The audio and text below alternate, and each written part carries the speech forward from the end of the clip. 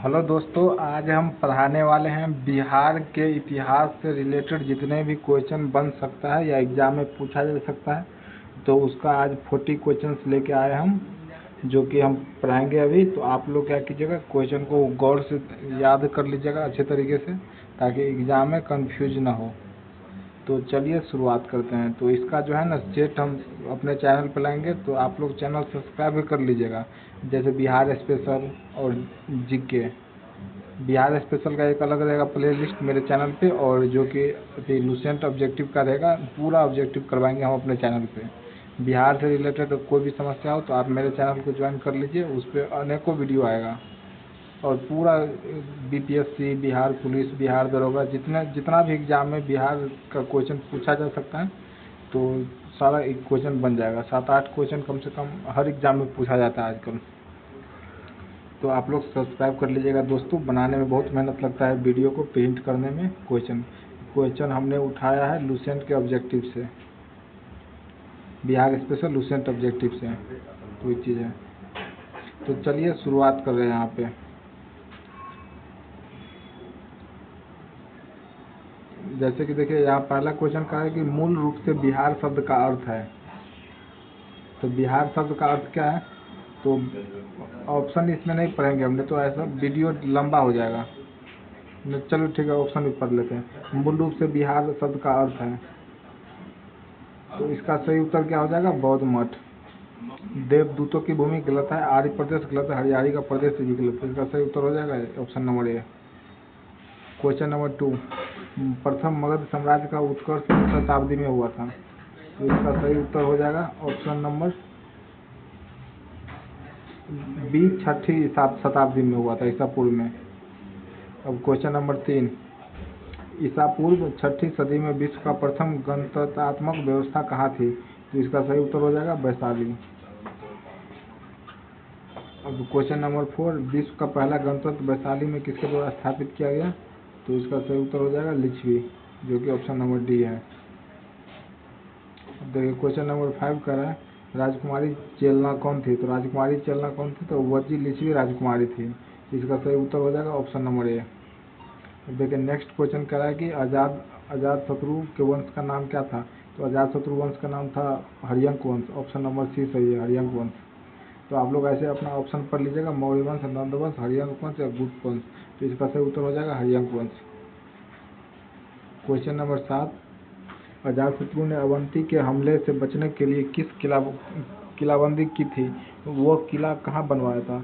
तो किला कहाँ बनवाया था, राजगीर में बनवाया था। नेक्स्ट क्वेश्चन नंबर 8, अजातशत्रु किस राज्य को पराजित नहीं कर सका।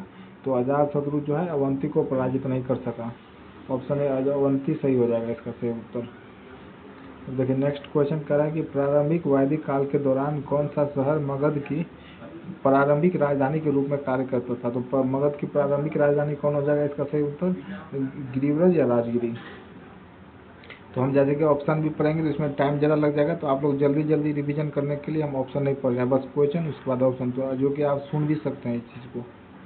चलिए नेक्स्ट क्वेश्चन करा है, किस शासक द्वारा सर्वप्रथम पाटलिपुत्र को राजधानी के रूप में चयन किया गया। इसका सही उत्तर हो जाएगा उदयन द्वारा। अब नेक्स्ट क्वेश्चन करा है, पाटलिपुत्रा के संस्थापक कौन थे।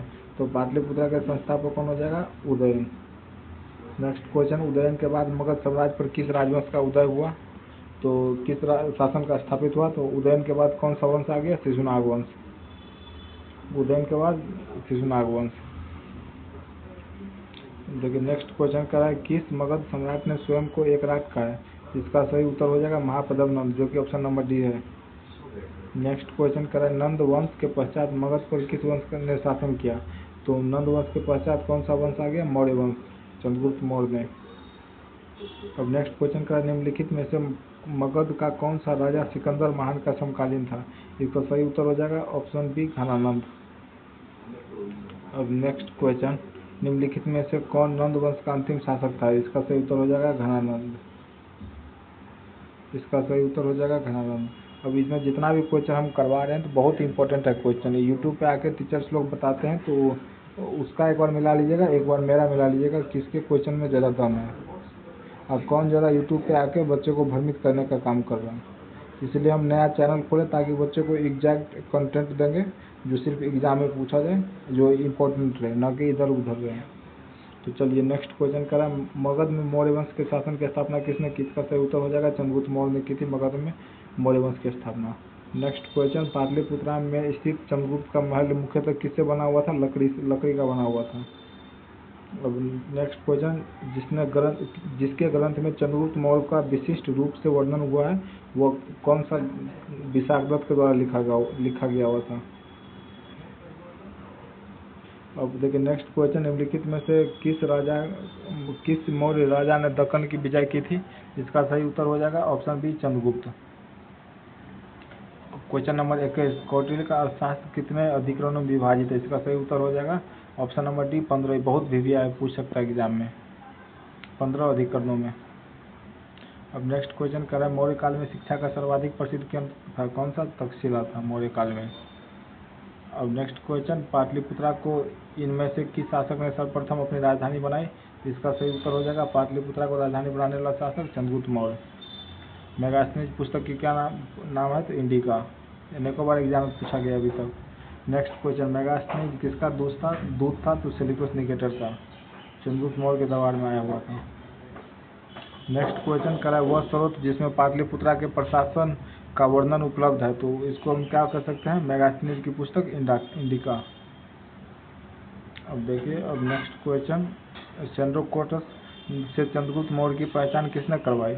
इसका सही उत्तर हो जाएगा विलियम जोन्स, जिसने बताया कि चंद्रगुप्त मौर्य को सेंड्रोकोटस कहा जाता है। अब नेक्स्ट क्वेश्चन, अर्थशास्त्र के अनुसार सीता भूमि का अभिप्राय किससे है? तो सीता ऐसा है जनजातियों द्वारा जोती जाने वाली भूमि सीता। इम्पोर्टेंट है, ये भी पूछ सकता है एग्जाम में। और केवल वह स्तंभ जिसमें अशोक ने स्वयं को मगध का सम्राट बताया है, इसका सही उत्तर हो जाएगा भाब्रू अभिलेख। Question number next question 30, Ashok के शिलालेखों में प्रयुक्त भाषा है, तो प्राकृत भाषा और लिपि कौन सा? ब्राह्मी लिपि। तो याद इम्पोर्टेंट है, याद रख लीजिएगा। अब देखो जितना भी क्वेश्चन हम करवा रहे हैं तो एक पे एक 100% भी दिया है हर एक एग्जाम के लिए। और मेरा कंटेंट एक बार किसी दूसरे टीचर के कंटेंट से मिला लीजिएगा आप लोग, विश्वास नहीं हो रहा हो तो। अब देखिए नेक्स्ट क्वेश्चन कर रहा है, जैसे कि अशोक के शिलालेखों में उल्लेख किया गया है कि मौर्य साम्राज्य में राजधानी पाटलिपुत्रा और अन्य 4 प्रांतीय केंद्रों सहित 5 प्रमुख राजनीतिक केंद्र थे, सही बात। तो निम्नलिखित में से कौन सा प्रांतीय केंद्र नहीं था? तो इसमें कौन सा नहीं था प्रांतीय केंद्र? इसका सही उत्तर हो जाएगा इंद्रप्रस्थ, ऑप्शन नंबर डी। अब देखिए नेक्स्ट क्वेश्चन कर रहा है कि अशोक के प्रस्तर अभिलेख के प्रतीक थे, तो बिहार पुलिस परीक्षा 2020 में पूछा गया था। तो अशोक के प्रस्तर अभिलेख किसके प्रतीक थे? तो प्रशासन के। अब देखिए नेक्स्ट क्वेश्चन कह रहा है, अशोक के ब्राह्मी अभिलेखों का सर्वप्रथम किसने पढ़ा था? तो अशोक को ब्राह्मी अभिलेख को सबसे पहले किसने पढ़ा था? प्रिंसेप ने। अभी बताए थे हम, ब्राह्मी लिपि और प्राकृत भाषा। देखिए नेक्स्ट क्वेश्चन कह रहा है, सम्राट अशोक के पिता थे, तो सम्राट अशोक पिता का नाम बिंदुसार। नेक्स्ट क्वेश्चन, अशोक के धर्म का मूल संदेश क्या है? तो अशोक के धर्म का मूल संदेश है राजा के प्रति वफादारी। तो राजा के प्रति वफादारी, ऑप्शन बी शांति एवं अहिंसा, बड़ों का सम्मान, धार्मिक एवं सहनशीलता। इसका सही उत्तर हो जाएगा उपयुक्त में से एक से अधिक, क्योंकि इसका जो है ना शांति अहिंसा भी बताया गया था, बड़ों का सम्मान भी और धार्मिक सहनशीलता भी बताया गया था। इसका सही उत्तर हो जाएगा ऑप्शन नंबर डी। अब देखिए नेक्स्ट क्वेश्चन कर रहा है 36 नंबर, गुप्त सम्राट जिसने हुनों को पराजित किया था, इसका सही उत्तर हो जाएगा स्कंदगुप्त। अब 37 नंबर क्वेश्चन, अंतिम मौर्य सम्राट था, अंतिम मौर्य सम्राट कौन सा? बृहद्रथ। नेक्स्ट क्वेश्चन, मौर्य वंश के पश्चात किस वंश का राज्य स्थापित हुआ? तो मौर्य वंश के बाद आया शुंग वंश, पुष्यमित्र शुंग ने हत्या करके, इसके बाद क्या किया? बृहद्रथ की हत्या करके शुंग वंश की स्थापना किया। देखिए नेक्स्ट क्वेश्चन, अभिलेखों में किस शासक का उल्लेख प्रियदर्शी एवं देवनाम प्रिय के रूप में किया गया? इसका सही उत्तर हो जाएगा अशोक को, अशोक का नाम है। देखिए 40 नंबर क्वेश्चन, बौद्ध धर्म हिंदू धर्म के अंदर एक सुधार आंदोलन था, यह शब्द किसने कहा? ये भी इम्पोर्टेंट है कि किसने कहा था बौद्ध धर्म जो है ना हिंदू धर्म का एक सुधार आंदोलन है। तो ये कथन है किसका? वी.ए. स्मिथ का। इसका सही उत्तर हो जाएगा ऑप्शन नंबर डी। तो चलिए दोस्तों, आज हम लाए 40 क्वेश्चन बिहार स्पेशल का। तो आप लोग बताइए क्वेश्चन का लेवल कैसा था और क्वेश्चन एग्जाम में पूछा जा सकता है कि नहीं। तो जैसा कैसा वीडियो लगा और कमेंट में ये भी बता दीजिए। चलिए, और जो चैनल सब्सक्राइब नहीं किए हैं सब्सक्राइब कर लीजिए। इस चैनल पे बस पढ़ाई से रिलेटेड आएगा वीडियो। चलिए, धन्यवाद दोस्तों।